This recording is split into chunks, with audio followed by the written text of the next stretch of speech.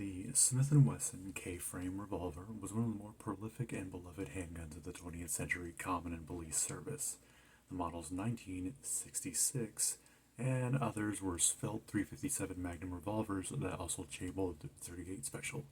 This is an updated version of the K-frame with design tweaks to make it a little something more durable at the sacrifice of keeping that classic feel.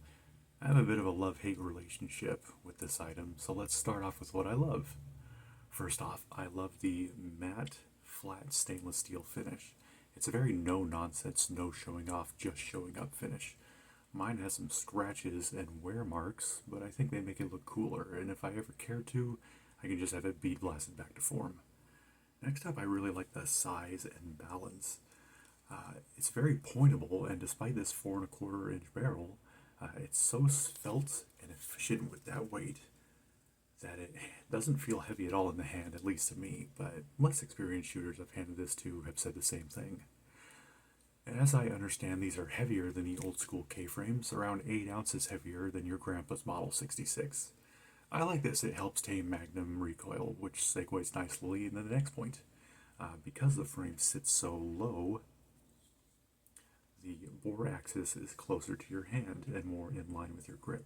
You can feel the recoil a little bit more, but because it sits so low, compared to an L frame or an N frame, it's coming more back into your hand rather than flipping your muzzle up. I like that despite the frame size, the force and cone is as strong as an L frame or an N frame.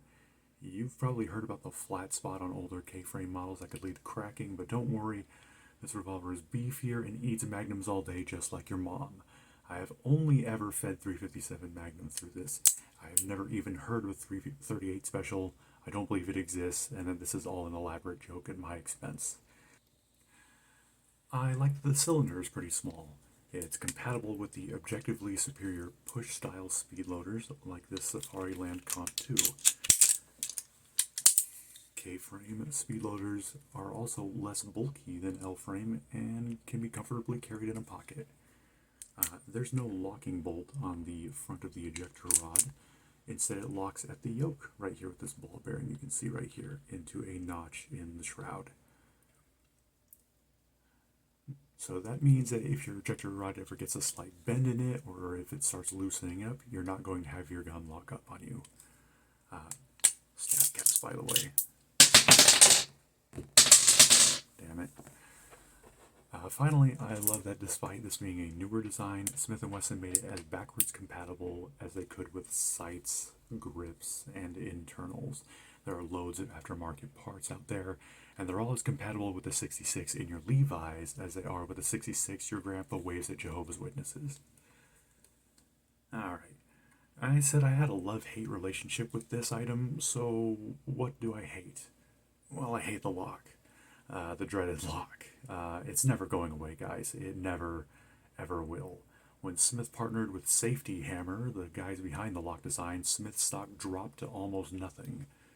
Safety Hammer then just bought the entire company for beer money and renamed themselves back to Smith & Wesson. It's not that Smith is a manufacturer that refuses to get rid of locks. Smith is a lock company that builds guns around them.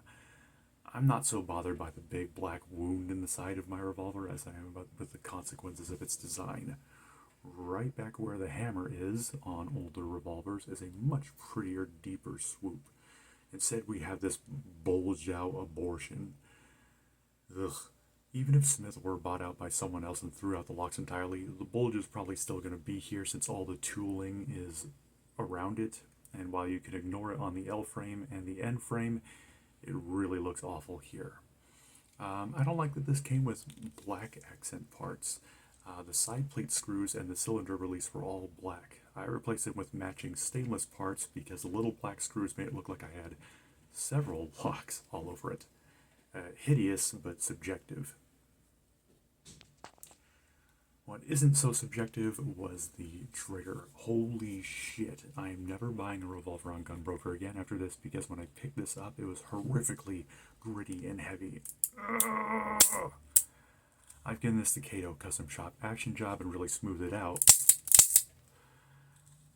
Also popped a lighter rebound spring in there But for the purpose of this review, I went back to Stop Springs, and it's heavy. What's nuts is that the quality of the trigger seems to vary from revolver to revolver. So are these guns all leaving the factory with wildly inconsistent trigger quality? I don't know about this one, boys. Speaking of quality control, this was the item to really demonstrate how poor Smith & Wesson's quality control really is. To their credit, they offered to fix these as part of their lifetime warranty, so big ups for that. However, I've decided not to send it in because, as the designated revolver guy in my friend group, I want to show people exactly if you're buying a Smith, you need to examine it closely. Let's start up here at the hammer.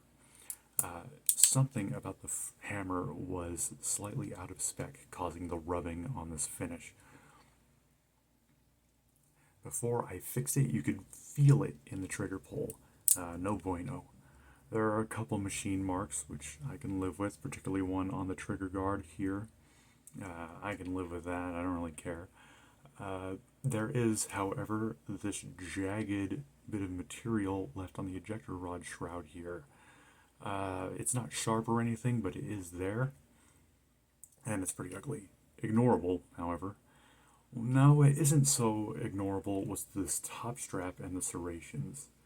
You may be able to see, although I'll throw a photo up just in case it doesn't want to focus, that the section of serration is off-center with the rear sight and the barrel.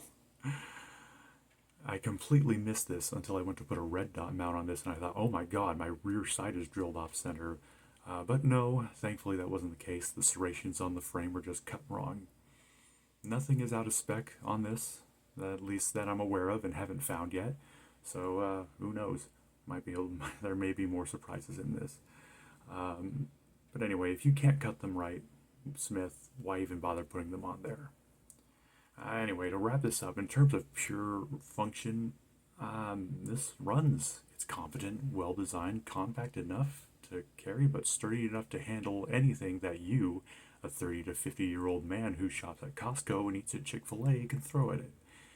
It's just too bad Smith & Wesson couldn't deliver on the quality side of their legacy.